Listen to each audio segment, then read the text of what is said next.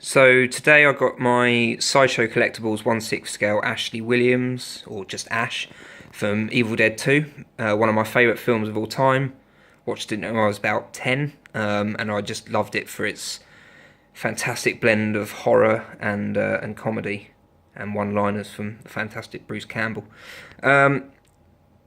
With Sideshow Collectibles and 1/6 scale figures, I didn't get the Indiana Jones, I didn't get the Beetlejuice, and I didn't get Nathan Drake because, let's not beat about the bush here, they looked pretty rubbish. The prototypes look rubbish, the final production looked rubbish.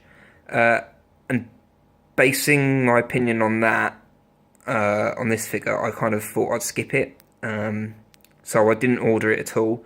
Then when photos started coming in last week, I realised that they've done a fantastic job of this, and I'm actually a little bit disappointed that I didn't get myself the exclusive version. I had some reward points left, so I ended up just getting the regular.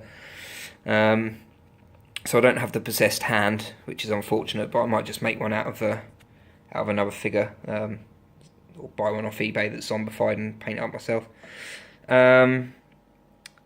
It wasn't cheap, and it's not quite Hot Toys quality. It's not bad, it's pretty good.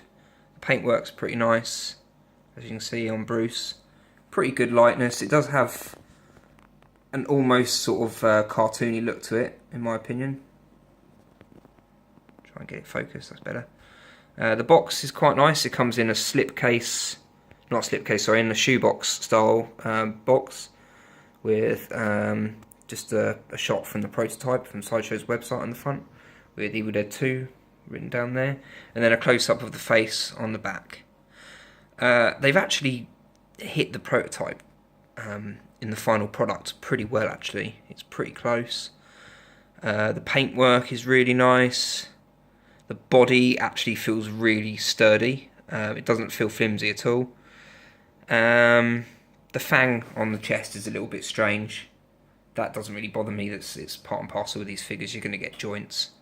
And if you don't get joints, then you get bodies which are flimsy and deteriorate over time if they're rubber bodies. So yeah, I can see why they did that. So let's show you some of the accessories. You got the Henrietta head, which is nicely sculpted. The paintwork isn't great, if I'm honest. It's a bit flat. The hair looks like just one big clump of mess. But the sculpt is good. If this figure falls down in any area, it's the paintwork on the accessories, just a bit bland. Especially on the Necronomicon, it's just one brown colour. There's not really any mixture of different shades in there, and then obviously it's just sort of flat as well, so you can't flip through it or anything. Shotgun, pretty good. It's very, very delicate though. The trigger is very, very delicate. It does open up to reveal separate shotgun shells, which is a nice little touch. I'm not going to take them out because I'll probably lose them, knowing me. The chainsaw is nicely weathered.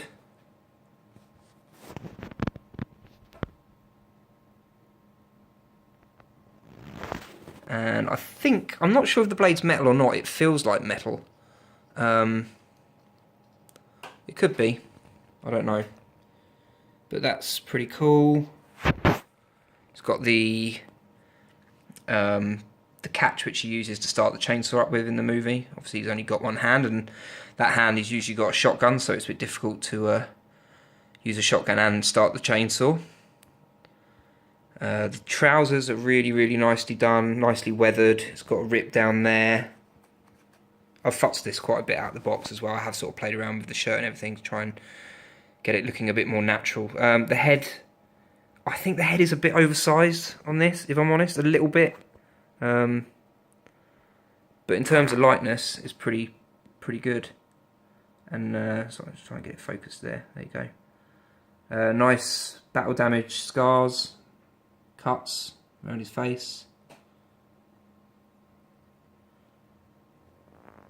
The chin is spot on. That is Bruce Campbell's chin, definitely. So yeah, I'm pretty impressed overall with the lightness and the paint job. Let's spin him around and show the one thing. I'm not going to modify it. I'm not going to start cutting things, because I can't really see the figure from the back anyway when it's displayed. But there are these, they're not leather, I don't think, but they're kind of the bits that tie the gun holster together. They're a bit long. Obviously the gun does go inside there and it fits nicely. I did try that earlier. One thing that I have done is I've taken the white tape. It's not even like a tape, it's a very strange material that wraps around the sleeve of his right arm.